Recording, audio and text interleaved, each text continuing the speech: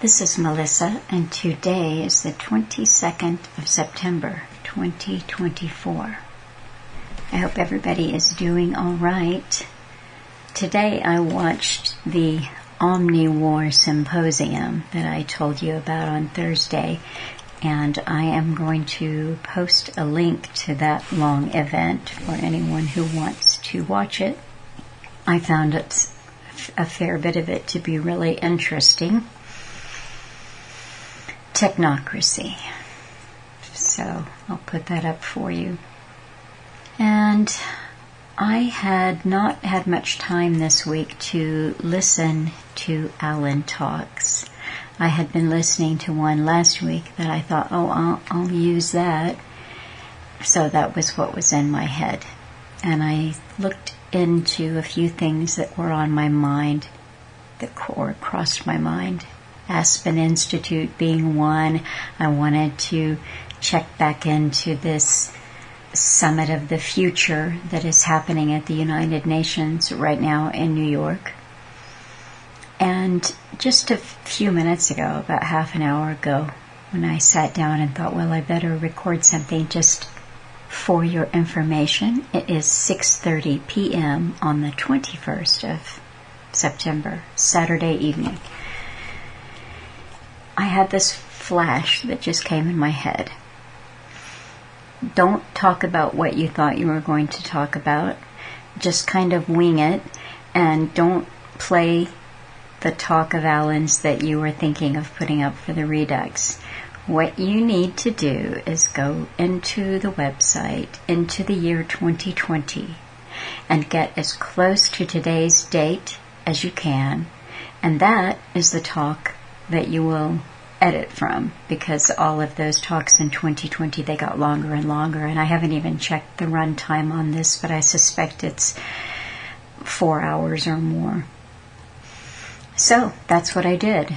It is September 20, 2020.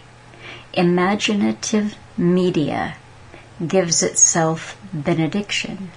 News is the most perfected form of fiction. Now, I happen to know for a fact, looking at the date and reading the title there, that I have used part of this in a Redux before. But I think it's okay because it would have been a portion. I don't know that it'll be the same portion. If it was, so much time has elapsed. I also have this vague recollection that that date was one that Mike in Canada used for an excerpt on evil. So, anyway, who can remember an entire 4-hour talk? I think this is okay. Imaginative media gives itself benediction. News is the most perfected form of fiction. Earlier this afternoon, I did just go to the Aspen Institute and click around a bit to see what was going on, and I have to say nothing really earth-shattering. I'm going to point out to you one particular place on their site. This is its own thing. It's called the Aspen Security Forum, and I'll supply a link to that. And within that, they've got the Aspen Strategy Group. I'll just not get too stuck on this because I think that these are things that you can explore for yourself. But they have rising leaders, and those are just interesting to look at. The class of 2021, 22, 23, 24. I don't know the history of the Aspen Security Forum, if they're only a few years old.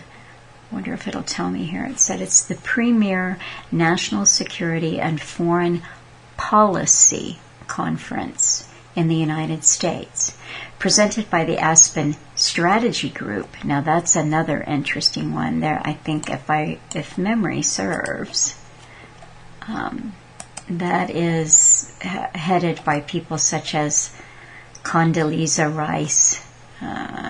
See if I can find that really quickly. Oh yes, Brent Scowcroft. He was like a Brzezinski Kissinger, right? That was his job.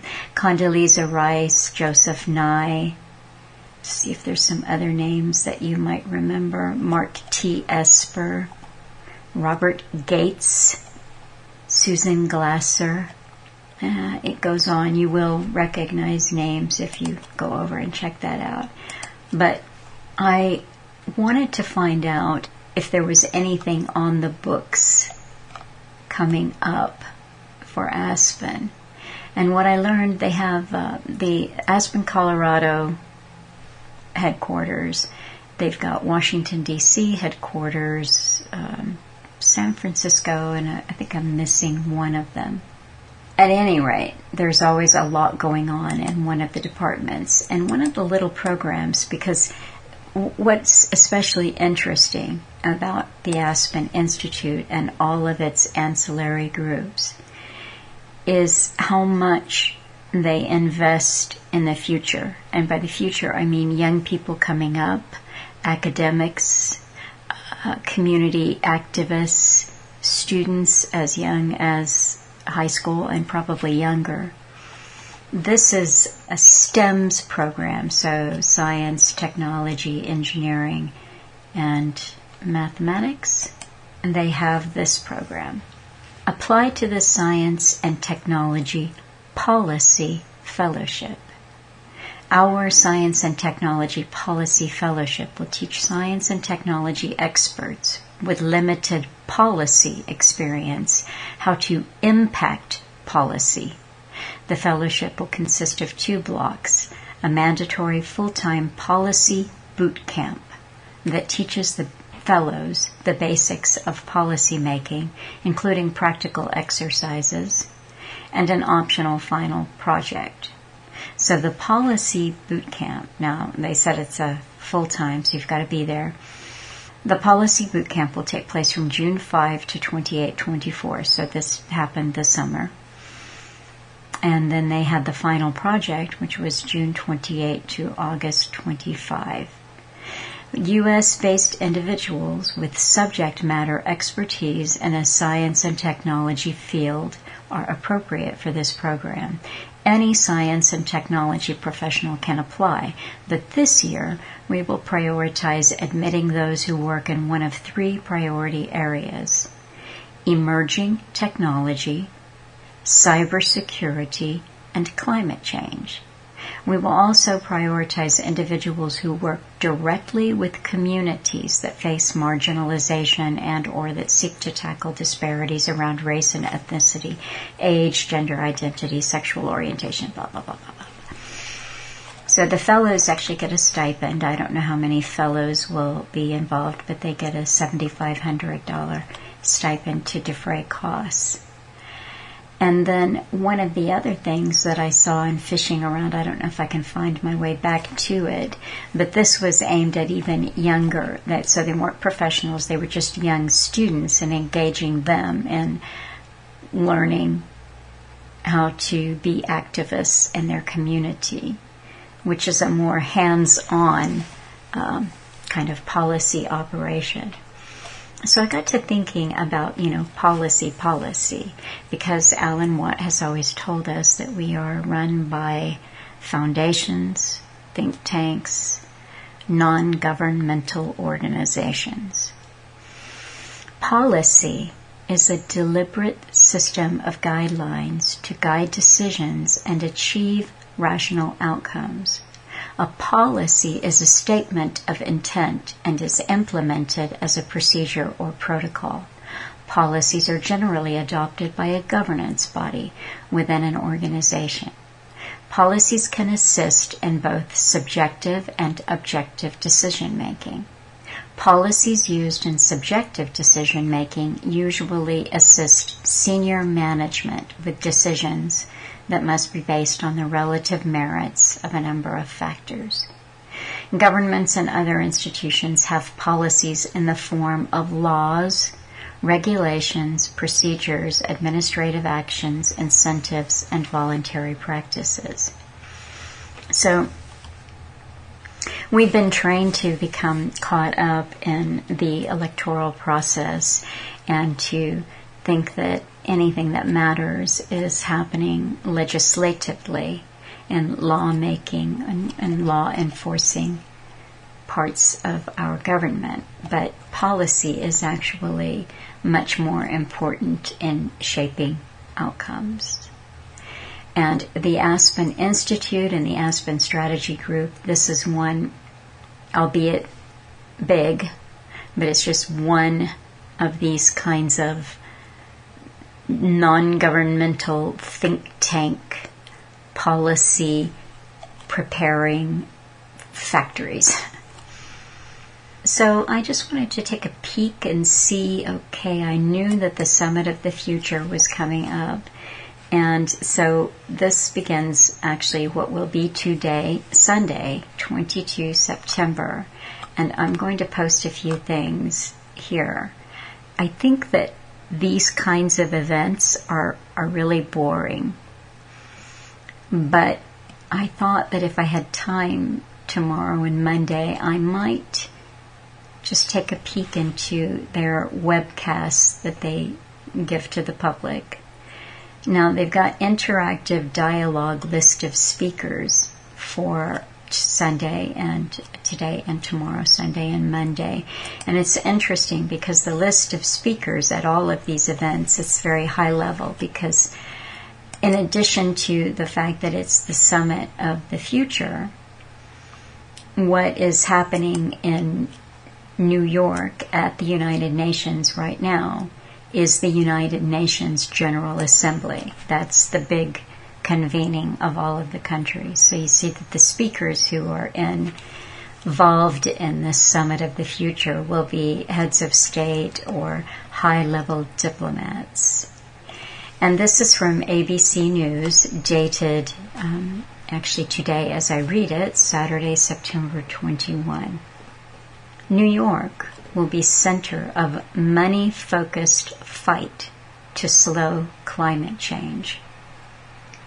The annual New York City Climate Week and United Nations General Assembly that's just about to start are emphasizing how to generate trillions of dollars that will be needed to help poorer countries move away from gas, oil, and coal and fuels that release, they didn't finish the thought there, but I imagine they meant to say carbon. The effort to save the pale blue dot called Earth is all about the green. Isn't this scary and exciting at the same time? That is, the money to finance a transition to renewable energy sources like wind and solar. The annual Climate Week NYC, that's New York City, and United Nations General Assembly combination is putting special emphasis on how to generate trillions of dollars to help poorer countries move away from gas, oil, and coal that emit greenhouse gases and heat the planet. They also need financial aid to deal with the damage the warming is already causing. There's also a special UN Summit of the Future, which connects climate change and biodiversity to other pressing issues like war, and another UN special session on the threat of rising seas. And the presidents of climate negotiations in 2023, 2024, and 2025 are seeking to push nations into a new round of dramatic pollution cuts with their own efforts. This week starts a 2-month sprint in which 3 different cities on 3 different continents host high-level meetings that may be humanity's last chance to avoid exceeding globally agreed-upon warming limits, according to one expert. After Climate Week in New York, Azerbaijan's capital of Baku hosts the UN's 29th Climate Negotiation Conference. Then leaders of the 20 biggest countries head to Rio de Janeiro. It's the reunion, famous Rio reunion. And early next year, all the world's countries must submit new national targets to cut emissions of heat-trapping gases. So I am going to let you finish that yourselves if you're interested. I'm also going to put up a link. This is Climate Week NYC. Join us at Climate Week NYC. That starts Sunday the 22nd, today or tomorrow, and goes until the 29th. So it's a full week, and they have a variety of events. They're talking about modernization of the power grid. I don't think they intend to do that. Not in the way that they'll be talking about publicly. How do we close the climate girls gap for a more equitable green transition? Oh, I'm so glad they're talking about this, because I was really concerned about that girls gap, an equitable green transition. So that is that. And then in other news, this is from AP, and this is live updates from the UN General Assembly Summit of World Leaders. Now, this is from September 21, 2023, okay? So this is last year when the world leaders gathered for the annual UN General Assembly high-level meeting. And I'm just going to scroll through just a little bit. Serbia won't turn its back on traditional friends like Russia. The European Union calls for UN reform. Here's one that's interesting from last year. Palestinian leader says no peace in the Middle East without his people enjoying their full rights. Okay, so this is September 21, and I think we all know what happened October 7 of 2023. He says here, this is President Mahmoud Abbas, those who think that peace can prevail in the Middle East without the Palestinian people enjoying their full and legitimate national rights are mistaken. It was the closest he came in a nearly 25-minute address to acknowledging U.S.-led negotiations aimed at getting Saudi Arabia to normalize relations with Israel. The Saudis have said such a deal must include major progress toward the creation of a Palestinian state, something Israel's far-right government has all but ruled out. The 87-year-old Palestinian leader's speech to the UN General Assembly largely resembled those he has delivered in past sessions. He accused Israel of a litany of violations against Palestinian rights and called for an international conference to revive the peace process. He said the Israeli occupation of lands the Palestinians want for a future state challenges more than 1,000 resolutions, violates the principles of international law and international legitimacy, while racing to change the historical, geographical, and demographic reality on the ground. The Israeli delegation walked out of the hall early in his address when he spoke about Israel's practice of holding the remains of alleged Palestinian attackers.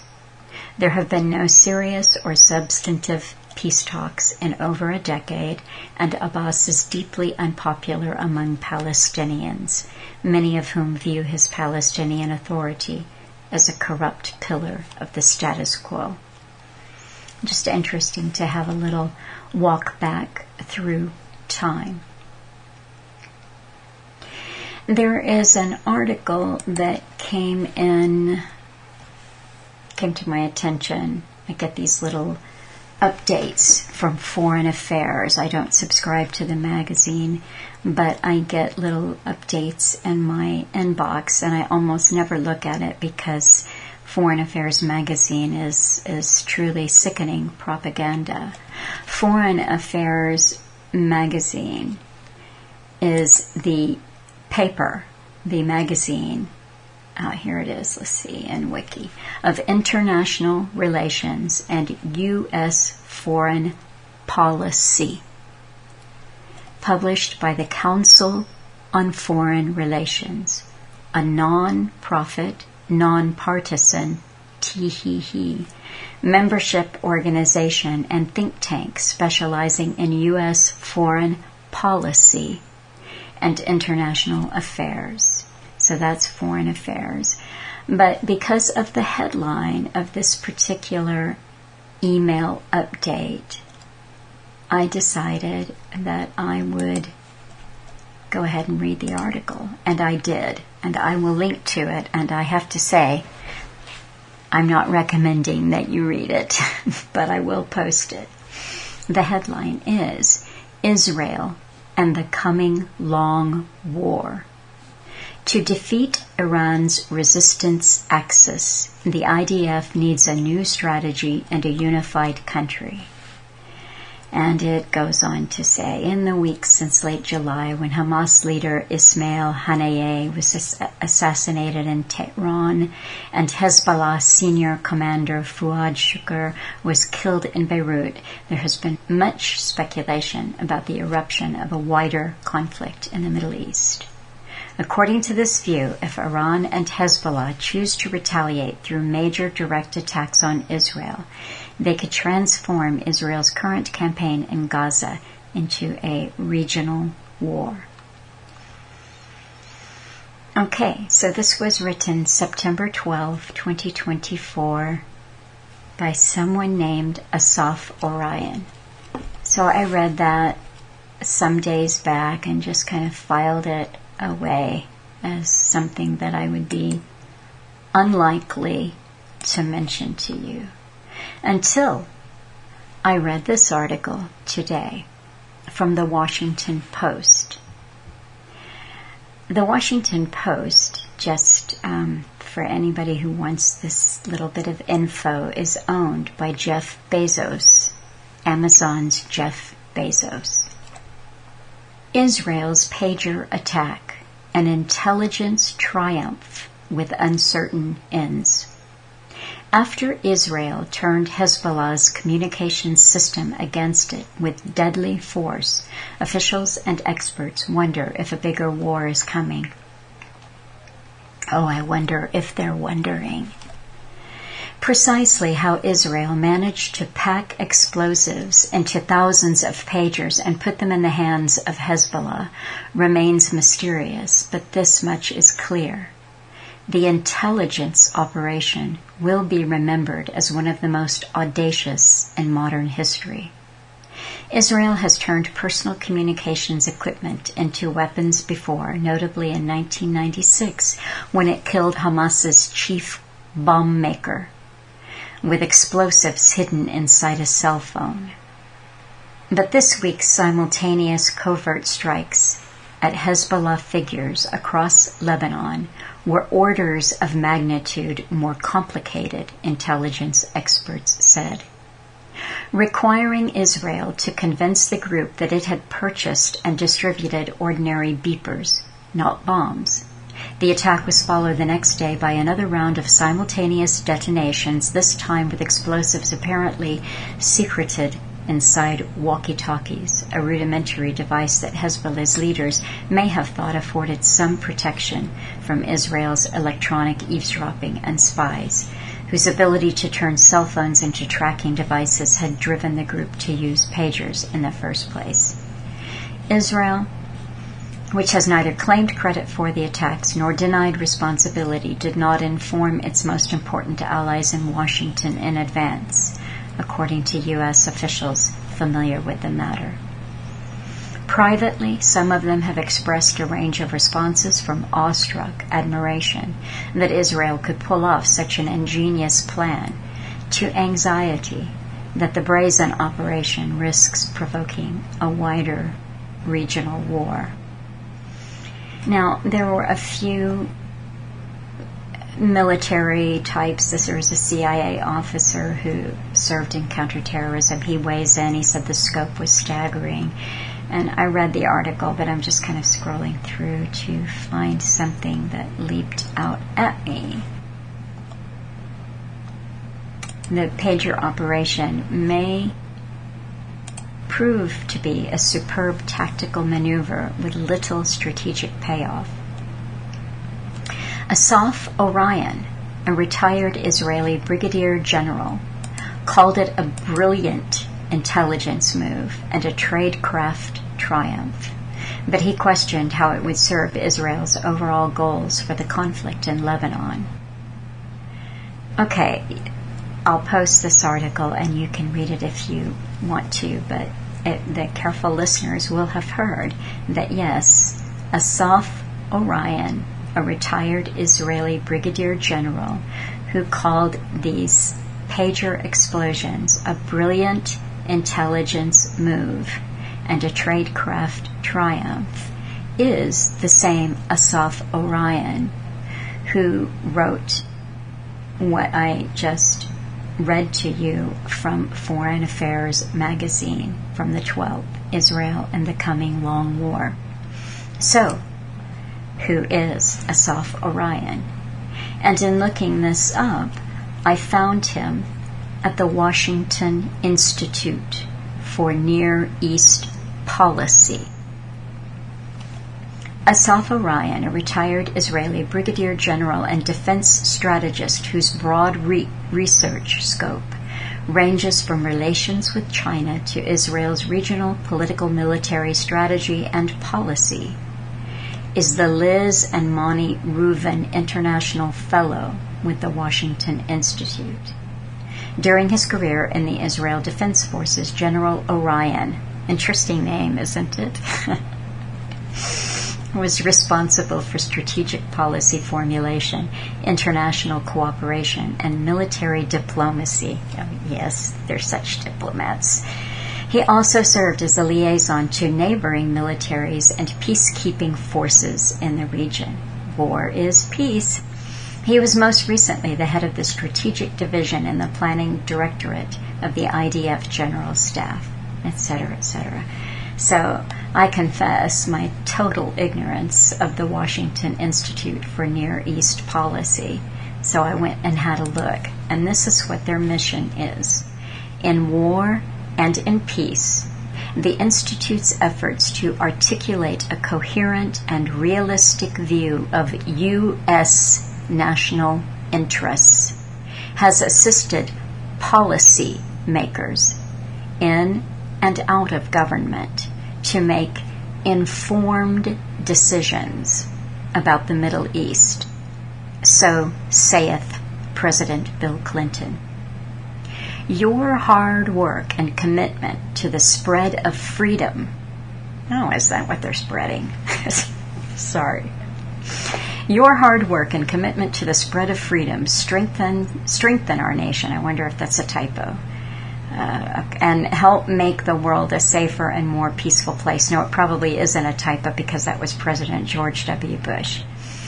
Okay, so the mission of the Washington Institute is to advance a balanced and realistic understanding of American interests in the Middle East and to promote the policies that secure them.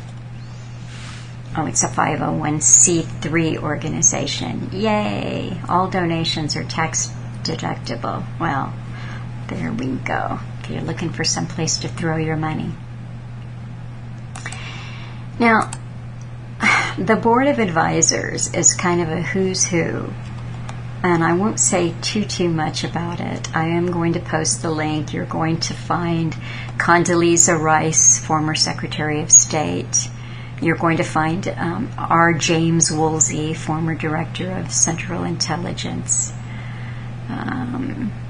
There's journalists. There's Johns Hopkins School of Advanced International Studies, etc., etc. There's quite a little handful of neocons there. And then they have their in memoriam, so people that have been key players here but have they're now deceased, and some people who have followed goings on both in the United States and the international stage are going to recognize Henry Kissinger, George P. Shultz, Warren Christopher, Lawrence Eagleburger, Alexander Haig. Oh, and there, look, it's Gene. Let's put an army base in every country in the world, Kirkpatrick. So that's the advisors. And then they have the board of directors. And for this, I can't even say anything. I will post a link, and the link will be titled The Washington Institute for Near East Policy. And I encourage you to look at the names on the list and decide for yourself what you're looking at, because I think it's just better left unsaid. But what I don't see in looking at that list is a balanced and realistic understanding of American interests in the Middle East. I don't see any balance on that list of names. So I picked up, since I had not had time to do any listening to Alan, I picked up the Cutting Through books, and I flipped through, flip, look at this, look at that, read a little of this, and in volume 3 I found a diagram. It's 4 tribes of Israel, the brigades. This is the lion, the man, the bull, the eagle. So I was studying that diagram, and then I read what Alan had to say. He said, the above brigades of the tribes of Israel. Okay, so a pause. Let's just see for a minute what other people might think of those symbols. And sure enough, Christians have something to say about the man, the lion, the ox, and the eagle. The man is sometimes called the angel. Sometimes you will see Christians say that they represent the 4 evangelists. So Matthew is the man, and Mark the lion, Luke the ox, John the eagle. Sometimes you will, or frequently I guess, you will see these symbols linked to Revelation 4. The cherubs, the angels, the cherubs who worship God forever. So there's a lot of different thought and ideas that you can play with on these symbols, but here's what Alan said. These emblems, coupled with the visual imagery engendered by reading the Old Testament, have been the source of much nonsensical pulpit renderings. One large and powerful group, the British Israel Society, also called the World Federalist Society, make these symbols the foundations of their exoteric belief system. They are found on the coats of arms on most European and North American towns, cities, nations, police, military, etc. The profane, to borrow a Freemasonic debasing term, who accept the reality as presented, will automatically believe the Old Testament prophecies as true when confronted with the above. After all, prophets, prophets, quote, end quote, like Isaiah, wrote about the purpose of Israel, didn't he? And all these symbols of, quote, our, unquote, system are proof, aren't they? They are wrong in all their predictable assumptions, but correct in connecting, quote, the system, end quote, to these symbols. These same symbols have been used to denote both exoteric mythology for the, quote, masses and esoteric for the managers of the system.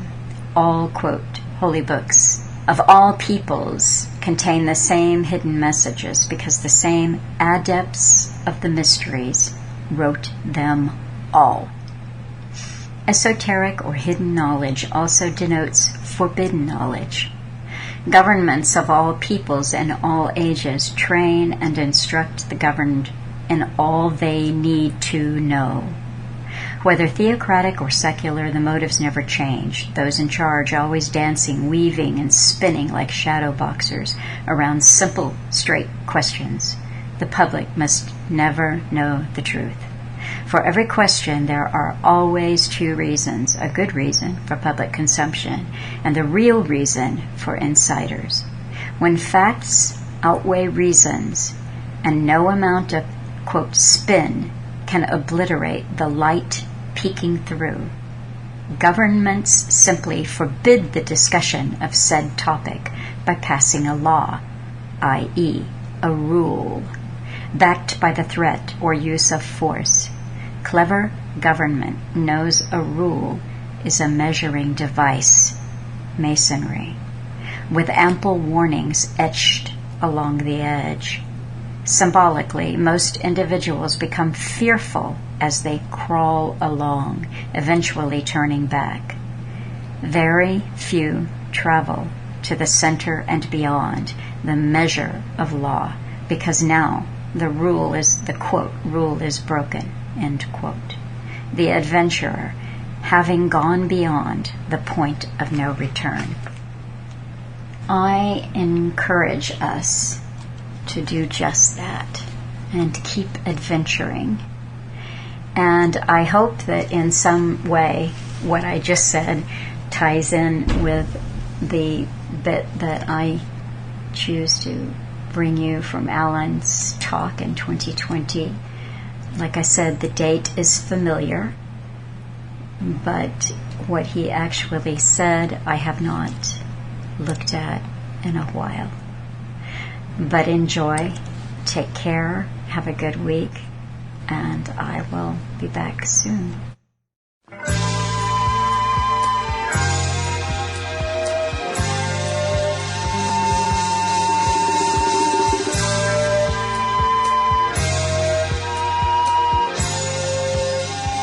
Hi folks, I'm Alan Watt and this is Cutting Through the Matrix on the 20th of September 2020. And the weather's really changing here. I'm sure it's changing everywhere, but it's changing here. I've had down to the zero mark, the freezing mark, for the last 2 or 3 nights actually in a row, and heavy frost in the morning. So it's coming. The winter's coming. Because of global warming, you see, it's getting colder. And here we all are. Mind you, I think they've changed the whole agenda for climate change and they just have to change the title, man-made global code, and away we go. And here we are. Same agenda, sustainability, rationing, post-consumer society, etc. The fourth industrial revolution, the global reset. It's just the same darn thing, isn't it, really? Because we wouldn't listen to them, and as they keep blaming it. It's amazing how you try to be good. And the folks in across the European countries for the last 50, 60 years try to be awfully good and not have any more than 2 children, most of them. And then, of course, they say there's not enough of you. So they open the doors to floodgates to the planet, actually. And then they tell you there's too many of you. You can't please. See, it's not meant that you actually win here. It's meant that you just keep playing the game of trying to believe them. And it's the Orwellian excuse you had in 1984, where the war that was always ongoing between East Asia, West Asia, Eurasia, and all the rest of it, it's not meant to be won. It's meant to be perpetuated, perpetual war. And it's the same thing with you. You're trying to obey and go along with what you perceive as being a legitimate form of government, even though you don't have a simple example or any example that is that, in fact, except the media telling you it is. And it never works on your behalf, does it? It really doesn't. There's always agendas on the go that you've got nothing to do with. You get no say in the matter, but you suffer from it all. And then they blame you for whatever happens. It's quite an amazing system that you're born into, of deliberate confusion and control and blame and guilt. Guilt's awfully good right now. Guilt is in for you're going to have the sins of every ancestor that crawled the planet with a club, and it's all again the Marxist philosophy of destroying all that was, all the systems that were, regardless of the system you actually lived under. When you look at the horror, for instance, of most empires across the world as expanded and grabbed territory and resources, the people back home often weren't much better in the Middle Ages and later than the people they were conquering. you know. It was much the same kind of thing. It was always an elite, you see, based with a money system backing it, that had to always get more and more resources and gold and diamonds and so on, wealth. And resources for big companies and corporations to make their factories and so on. Nothing really changed for an awful long time. And that's been the way, a kind of natural way, I'd say, in a sense. Because there was nothing else given to the public, you know. There was no other system they could live under except basically small tribes. Looking back too, though, you have to say yourself, when you look at all the horrors that did happen, every century you did different horrors and wars, just like today. We've got more chance of getting it happening today. We've got better machinery for making the wars and machines to make the weaponry and labs to make the... But anyway, we certainly do have a history of survival through all of us, really, regardless of what they call class in Britain, something they pretend doesn't exist. More so in America, they're good at it, pretending it doesn't exist. But it's always been there, and every culture has got the same thing. It doesn't matter where you go, whether it's Hindu or Muslim, you'll find the same class distinction. So it sets in, it seems to be natural just to set in that way. A human trait, and away you go with it. But regardless, through all the different things down through many, many centuries, the fact we're here to criticize anything means that we survived, eh? And your ancestors somehow got through it. And of course, it wasn't a continuous nasty story, obviously. And humans being humans, you tend to have some humor as you go through really bad times. And that was part of the British system too, of comedy. It was all kinds of humor, based to the highest level. Of sophistication, but it was all to do really with hard times, and you'd knock yourselves about a bit and laugh as you looked at all the ridiculous things that happened in your own life and your parents, grandparents, and all the way back too, because we have the ability to get through really horrible times, and I think most cultures do as well. But unfortunately, in the 20th century, or leading up to the 20th century, you see the 19th and 20th. And you had this escalating organization of a system that really broke out. We saw it with Weishaupt, for instance, another Illuminati group that keep on about. But don't knock it down completely. The fact is, it was the basis of a system of organized, you might call it crime. Just like when we have these groups today, by the way, that really have descended from it.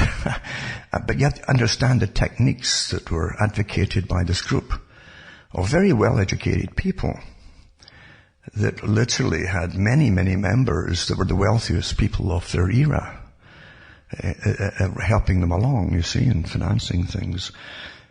An idea, again, was to take over resources of the planet. And to take over the planet for themselves by using front organizations. And to get a good front organization, it has to be real. You must pick people who've got real, genuine chips in their shoulder or beefs, and you pick leaders, and you finance them well too. That helps to keep them there and go along with it and taking orders from you. But you use them against another group that you also created. And each group you created would get lots of followers from the general public. So you create all these divisions, and you lead yourself up to the direction you want to do. Even conflict, armed conflict, slaughters, and genocides even. And open warfare, with national warfare too on the go as well. Until people really haven't got a clue of what the original problem really was. You'll get the official explanation later on of authorized history, but you have to dig in to find machinations of what really happened and brought it about. And it's fascinating to see the hands of these characters as the techniques were expounded through different countries and through this real, and that's a key to organization. Yeah. Organization is such an important word. It's those who are well organized and secretive, naturally, about their affiliations with each other even. if you can get a bunch together, like they did in the times gone by, they could manage just the money itself. And that was the so-called genius of the Rothschild family. That wasn't the first family to try all that out by any means and take over about 5 different countries, initially. By creating a form of centralized lending, eventually, as it became your central bank system. That's what it eventually became, and the Federal Reserve Bank in the States. But the thing is, it didn't stop with that, you see. Now you've got a Federal Reserve Bank or a centralized bank that lends to government, as opposed to just having different private lenders, all maybe collectively putting money in the hat, you might say, for governmental wars, like you had with Wellington, that actually drum up the money. And Nelson too, even for in fact, Nelson was worried. He wrote about before he died, before he was killed, that to a friend, I think it was in Spain, another officer who lived in Spain, he was worried about his own personal finances. Because even then, investments went up and down, especially when it was to do with trade and goods that came by sea, and lots of ships would get sunk, every year across the globe. And the trade routes through piracy, bad weather, and various other reasons, even disease too. And so it was an iffy kind of thing. And he lost investments as well. And he's worried about his family. This is an admiral. He's worried about his family not being able to survive if anything should happen to him. So the ones who controlled the money always had incredible power. And as far back as Rome, you can actually find out who was financing the different leaders and rulers of Rome for their wars across the world. And they got well paid, mind you, and it was all lent money. And you can see the precursor of what became the central banking system in Europe, for different countries of Europe and America. You can see it in ancient Rome. And even before that in Greece, So you find that even the philosophers, it's like today, it all ties together. Today money creates stars that you follow. There are lots of philosophers, yet only the ones that are cherry-picked by those who rule and have the money and the wealth are going to be made stars for perpetuity, you see. And so you back to the ancient times as well. Aristotle became a mentor in the mysteries and philosophy for Alexander, But Aristotle was given a wife from the Levant, from one of the wealthiest lenders there, merchant lenders, And so even then, you can see the influence of who made Aristotle. Aristotle, because he became very, very famous after he got married, and went down into history that way. Nothing has changed. Money creates those that we end up reading about, except for the bad guys. The bad guys are always the losers. It doesn't matter where across the world you look at losers, they're always put in the books as the bad guys, and you get the bad guy versions of it. And even in kingdoms, as they called it, like Britain or the UK, you had Wales, and at one time Wales would fight with England, but more often they would fight alongside England, because they were always given the next monarch, a young monarch, before he became king, was a prince, and he was always given the title of Prince of Wales. So the Welsh would think, it's easy to appease people. In old times too, that was a legitimate government, remember, that's all they had. And it gave you a little bit of snob appeal again. Well, we've got a prince, he's going to be the king one day. And it's simple things like that can get folk on board with you. And then they use the peasants eventually to fight other rebellions inside England sometimes, and then in Scotland as well, as archers mainly. They'd be part of the English army. But you had Northern Ireland as well. Really, that got hammered since Queen Elizabeth the first time. And which always is a little thorn in the Scots, the Scots side, because in Scotland, they don't ever address Queen Elizabeth, the present one, as Queen Elizabeth II, because she was never the Queen Elizabeth I was never the queen over Scotland, So there wasn't a first for Scotland, you see. So it's a little technicality there. But anyway, you have these kingdoms, and that's all the folk had. And they had all their shires and their reeves and so on, that they would keep the peace, and other ones would collect taxes and from the people, because this system of collecting giving you the cash to start with and then collecting taxes is very, very old. And in Scotland it was so bad, in some parts of England too, that when they went around to collect the taxes for the Lord, on behalf of the Lord, that was your feudal tax, your fee, your few, and for existing, you see. But also for existing on it was his land. Even if your ancestors predated his, didn't make any difference. And that's the power of might, you see. That's what everything was based on, power of might. And through time, it becomes the power of right, because they're still there, and now they're posh, and they've got fancy castles, and they talk in a different accent. They actually, it truly is a different accent that they develop to be different from the peasantry, you see. And at one time they used to be pretty happy, but once they were posh, they had to be happy. We're happy, you see, different. And you'd say, Mike, that's a really posh person, that. Whenever you heard that language spoken.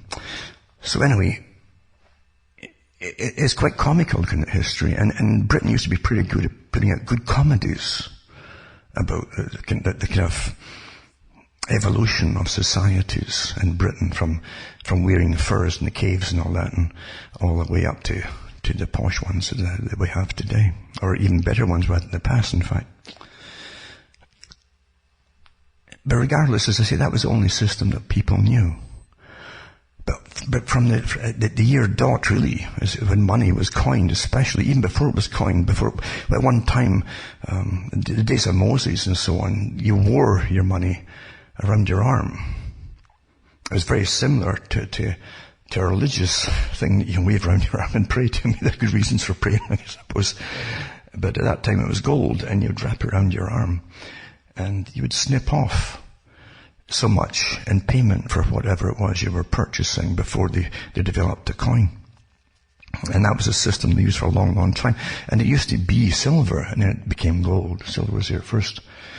And the Phoenicians tried to make their coin, the coin of not just their realm, but what they saw as their realm, which was a good part of the world at one time, wherever they traded and had factories. They had factories for making pots and different things and different goods that would go in the pots along the way.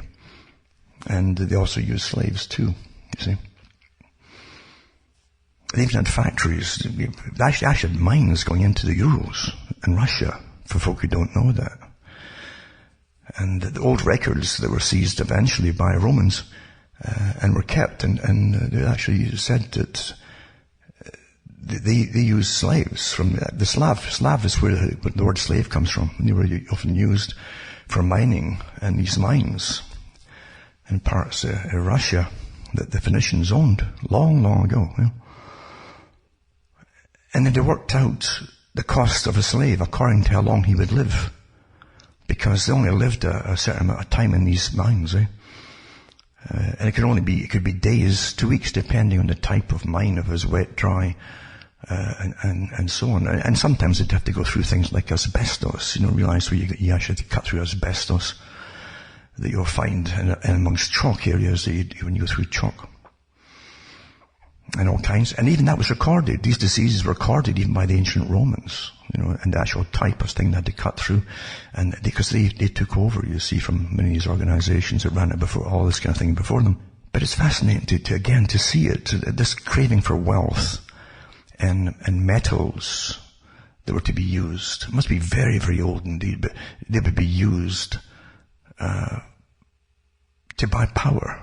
Money bought power. It was power, and it bought power. Power over others, especially when you had a big enough society to accept it as power. I want that. Give me some of those things. But about 800, I think it was BC, maybe, or even, not BC, it was about 800. Yeah, 800 BC, I think. They think that coins came in. The actual first coins came in. And there were different shaped ones. It wasn't just round ones, like the moon and the sun sort of thing. It was, they'd have different triangular ones and so on. But from its inception, that's really where your history starts, because it created a leisure class. And I've mentioned this before, that the philosophers in Greece, for instance, created a school system, the schola, and that means leisure, you see.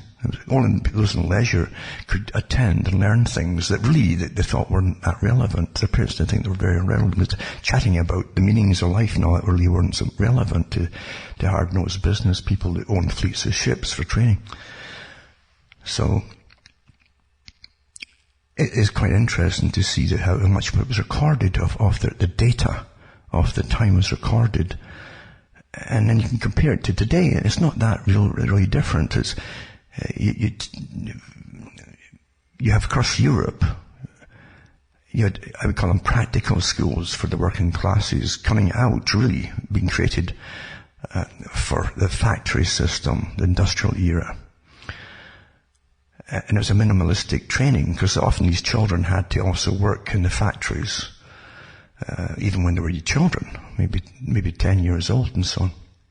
But it enabled them to read basic instructions for whatever they were making and so on. And then it developed further and further into education for, again, related to the job that they'd been picked to do. They were pretty well a form of paid slave, because they were stuck on that job, often in the same factory for the rest of their lives, and I say this tongue in cheek, if they were lucky. Meaning, because, eventually in the 20th century, the idea was to do away with a job for life in anything, really, unless you were much higher up the ladder. And unless you were a politician, it didn't matter if you were good at what you did or not. You'd never get fired. Same with civil servants. So it's interesting to see the education system develop the way it did, from a necessity to teach them basic instructions, and so could comprehend basic orders, and so on. And eventually it led to setting up school systems for working class people. You'd always had ones for the wealthy, either trained at home, homeschooled, and then they go off to maybe universities later on from the early days. In fact, way back in Britain, the Romans had records of universities in Scotland. How about that, eh? They'd often send their children to one point. And here they are telling us we ran around there all hairy-chested and stuff like that, eh? Big beards that so long you could trip over them. And there's a different story altogether there. So they had universities for the wealthy people. And it wasn't just Romans. Greeks would come there too, and other people as well.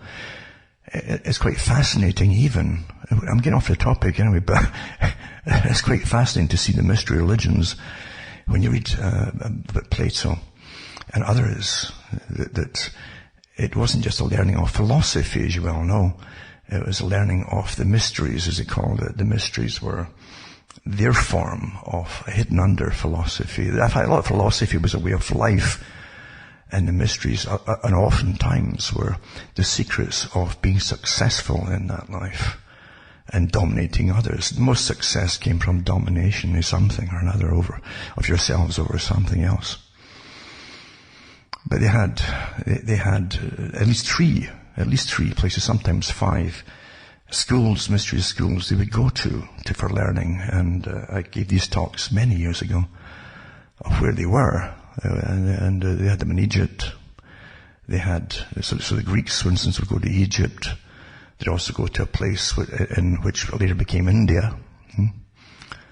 And, in fact, 2 in that whole, it's a massive subcontinent really. 2 in India.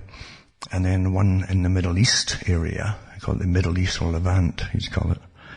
And another one that was based in old Persia. And that's where they became a master eventually, when they did the whole circuit, you see. And they send the youngsters off at the age of maybe 15 and for their final education.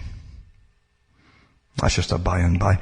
But it hasn't changed really that much in some, except now it's all mathematics and And we call them basics, I suppose, education, extraneous stuff too, of subjective material, as opposed to just basically objective material. But for the working classes had, really, there'd be no industry at all if it wasn't for the working classes, you all know.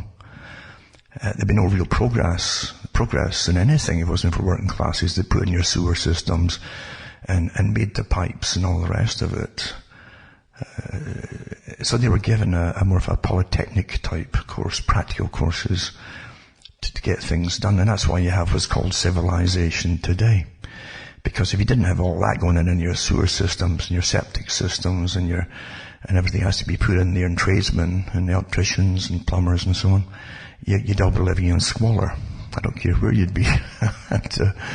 And they could be talking posh all they wanted at the very top. But you would not be living in a very healthy system at all. You're always fighting nature, as I say. Don't ever... This is a great thing that came up from the days of... It wasn't just John Dewey that was behind it. He's part of the organizations I'm talking about too. The World Wildlife Fund and Prince Philip, and going way back again to Darwin. And the most favoured races, theories, etc. And also the ones that should maybe get, even amongst your own race, weren't up to par. This is where eugenics all came from, going back to Thomas Malthus as well, who came out with the scale, there's too many people and eventually they'll be standing on their heads. But he didn't need the computer then. They just did mathematical, equations and worked out if so many people had so many children today, and by the year so and so they'd all be standing on each other's heads. And nothing happened the way he said it. And everyone was going to starve to death as well. But he had the ear of kings and queens and governments in his day. And that's where it started. And he did a lot of good, lovely charts, like the ones that turn out, just like the ones all the big spikes and everything. And it's very impressive, all these charts. It convinces a lot of people. But he was wrong again. But that idea was always there, because there was always a fear from the people he served, that the real nobility in all nations, They've all had the same thing. If there's too many people, maybe the people would overthrow them for any they're always living in fear. And also too many people would eat all their food supply and take all the space up, then they might die as well when there's too many people. And that's always been a favourite theme. There's too many peasants, you see. Now it's not just peasants, so say, are you necessary, are you not necessary, and that's how you got you all worked out, according to your age, gender, physical abilities, mental abilities, etc., etc., etc. Necessity. Are you essential? Are you an essential person? Should we keep you alive? That's what bioethics is doing now too, isn't it? That'd make you sick, wouldn't it? Doesn't change that much. But we'll live through it, and it keeps going on and on and on. And as most folk pretend it doesn't exist, they don't really mean that, and they get the guys like Sir Attenborough. Odd name, that Aten, from ancient Egypt, Attenborough, the borough of Aten. But anyway, there he is there, and constantly saying, there's just too many of you, not enough of these animals, you see. And he doesn't bother, he never gets lambasted for what he says either, does he? Have you noticed that? What you've got in the States at the moment is cities getting burned and so on, under the pretense that's been given to you, backed by the media, that it's not happening. And what is happening is for legitimate purposes. What's happening is not protesting, as you well know. And their fronts, well-exposed fronts of who funds them, what their goals are, and the Marxist organizations. But again, that's a front in itself. The followers, as I say, never really know, like the old Illuminati idea, which didn't fade away, by the way, the kings and queens into the organization eventually across the planet, and the top bankers across the planet, who all profit, by the way, on the wars and everything else goes along with it.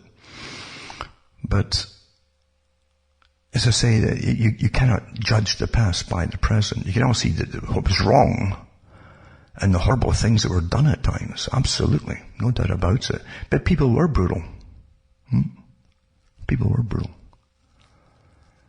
It takes a long time to civilize us all, ourselves. And civilization, I think it was Reagan said something like,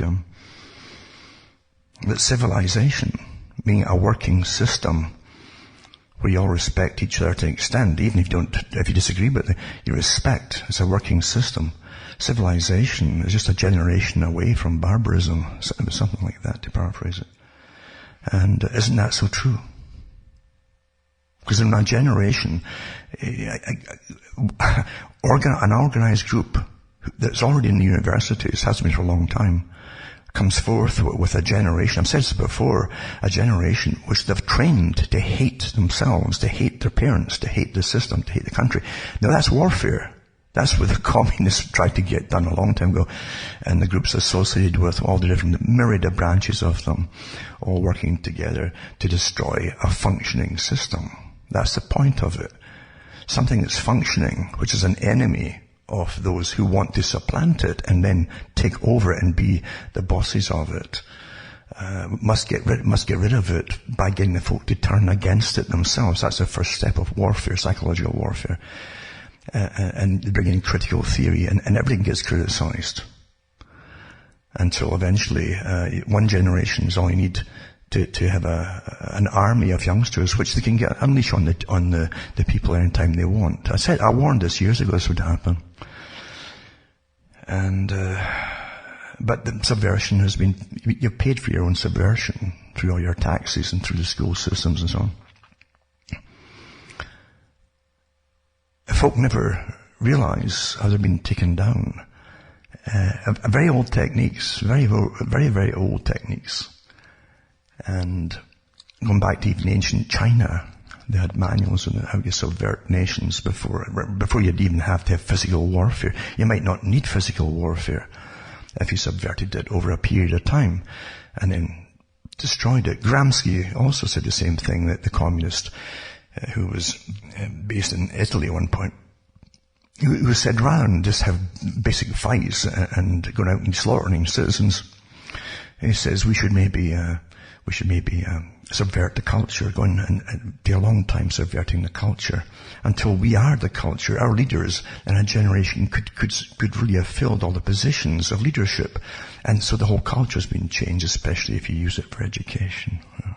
It's all happened, you see. Folk read these things, and they can't believe these things would ever happen. But the books were all there, and what the Marxists taught their followers was all there. It's all published information. It's that folk didn't want to read it, thinking it's some kind of little sect that'll just go away by itself somehow. But again, Marxism is a front. All groups are really fronts for one big organization. And they are. It's a myriads of arms in it. And to all kinds of things. But it's one organization, and Marxism is one front where you pick people who, as I say, have a chip on their shoulder, they can't fit in, they feel that they've been let down, they feel they've been left out, and you use them, use the leaders especially, who are a bit higher up on the agenda, they've got a better idea of the real goals for their level. But they don't let the followers know that. You're right. These rotten sods were bad to you. Now it's your turn to get your revenge. And so you use them, you see. And you dispose of them too, because once you bring in the system, and you've conquered the old system, and the ones who are above communism, who run it all, take over the system, they cannot have those same people running around loose.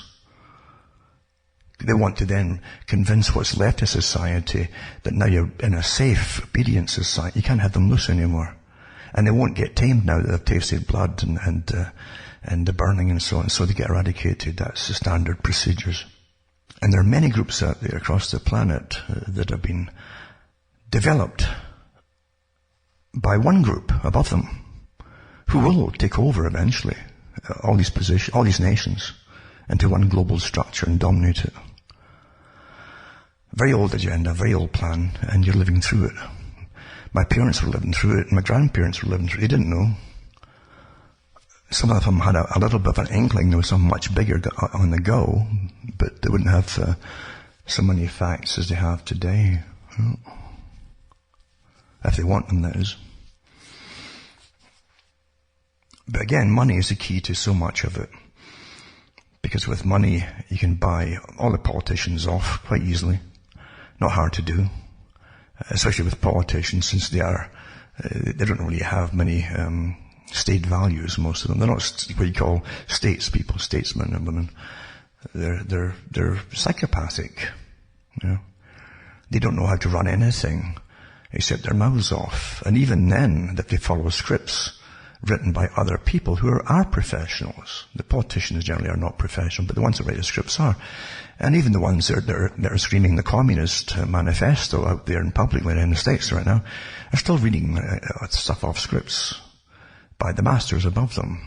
And their paymasters. A lot of them are getting paid from different sources as well. And the funding they're getting, we can trace the funding actually is quite in the open. You're not allowed to speak about it because they'll cut you off. Maybe even worse rather quickly because it's getting to that stage now. But your governments are definitely bought off completely, I'd say.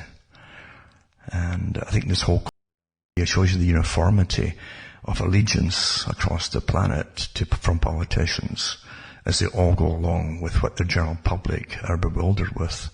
The evidence of a horror really isn't there in front of you, except the horror of what's happened with the reaction to this and damage is caused. So facts don't matter when they're all complete, almost without exception, on board with the same thing. Let's bring back the terror syndrome for the. There's one group at the top that runs it. You all know that. You suspect it, put it that way. And if you got 40 classmates together, all classmates, I'd like to see you all agreeing on everything all the time. That's politically correct. You'd expect some dissent somewhere, different opinion, or even a parallel, similar type of opinion, but a little bit parallel, but a little bit different at the same time. But when you see it across the board with all these guys, it tells you they're all bought and paid for. Trying to tell me that no one has got the guts and the decency and the honor of saying, I'm not going to take the people along this road. Or are they really terrified? Something you got to accept as well. There are people in this world who get bumped off all the time across the planet with different agencies that are on the go or doing the killing. All kinds of ways to dispose of people. They don't have to show you some horrible thing. It's far better with the quiet wars, or the silent wars, or silent weapons, I should say, for quiet wars, where you've always got plausible deniability. And just like amazing times, isn't it? It's amazing times we're living in where there's such overt evil on the go. Overt it is. And the public feel the evil. They'll try to find other ways to describe it. They feel it. You're either at least uncomfortable, right? Or, right, but we've got to remember, we have to remember, that you all have voices. All of you have voices. And to stop the greatest evil we've seen probably in our lifetime across the globe, you'll have to start saying no. To different things. No. Because this is a hell on earth. Like a permanent hell on earth is coming down now. Absolutely. And don't be terrified by the total austerity, like I've said for years. I read the articles from the UN for years, how to get the people into accepting austerity. Austerity is poverty, basic survival. That's what they mean. Well, bingo, here's the plan. First they use the climate agenda, then they complain that folk aren't listening to us, we'll have to do something more drastic. Bingo. The next year, or even late that year, in fact, outcome.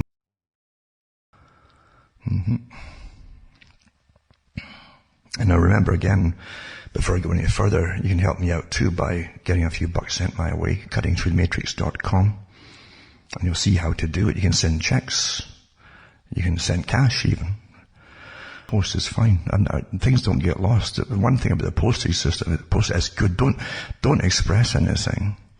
don't register anything for special extra, for higher cost. They're guaranteed to stop them and give them more scrutiny and stop everything. Just send it in regular post, whatever it happens to be, regular post all the time. And that's just fine. It's dandy. It has to take along because I've got articles here tonight. I knew it would come. I was waiting for it. Because the dirty, dirty trick squad, as they try to shut you down by every means possible. See what you're under. And this is comical in a sense. I used to, strangely enough, years and years ago, I had no patience for any kind of TV shows that used to be on. But years and years later, if I saw, somebody would send me discs of, say, Dad's Army, the old series in Britain, a comedy series, a kind of almost slapstick about World War II and the Home Guard units, where guys who were miners and butchers and everything else couldn't get in the army because they were preferred their occupations, their essential occupations, to keep the system going. But they could form the Home Guard in case they were invaded. And there are lots of good comedy through it, and reality too mixed in with it. Because folk were put on austerity rationing. But also in one or two of them, they had Mannering, the captain, who was also the bank manager. But that's what you've got right now. Now, we saw that with 9/11, because from the very beginning, there was no possibility they would change their course here. That's fact. Anything else was just maybe they're going to back off. No, they're not. He himself is a front man for the same secretive organization we're talking about before. Think James Bond. As I've said so many times, the biggest problems in the James Bond series were never really countries. But they had these private, shadowy organizations, that had their fingers in everything. You had the same kind of thing in Sherlock Holmes with Moriarty. And this incredible, genius organization of criminality across the planet. They had their fingers in every pie, and and as I said, even with Moriarty, you couldn't whisper something anywhere of import that one of his spies wouldn't hear. They had so many of them. It's not too far from the truth, folks, especially now with all the surveillance upon you all. And they want to push us like a herd of animals, step by step by step, down a pre-selected path, predetermined path that they know they're going to start. So again, cuttingthroughmatrix.com, you can buy the books and discs and send me a few bucks my way as well. And remember, I always put the links up to the articles I mentioned, so at least you've got some proof that they were actually published out there in the first place. Doesn't mean they're 100% true. You can never be sure of certain things, but you get more validation than normal. It's not just hearsay. There's a lot of fake news getting put out deliberately by the other side, by the way, for folk to grab a hold of. And the hope that you'll publish it, then they can point to you. Oh, look at fake news, and then you lose credibility. This is total war. I mentioned the group in Britain, the 77 Brigade, they called it, with the leader on it. He was in the newspapers and talking about his job and how they've got thousands of these guys in cyberspace attacking everybody all the time and manipulating people's thoughts and minds. And it's a step above the behavioral insights team, although that is connected to them as well. But they attack everybody massively. So there's one in Canada too. We're working with them now. I've got that up for tonight. I'll put it up, where they have a team working with the military of Canada. There's a price you pay for having different opinions. Quite amazing. But that's the system we're living under. For myself, I'll walk from Ontario, Canada. It's good night. May your God or your gods go with you.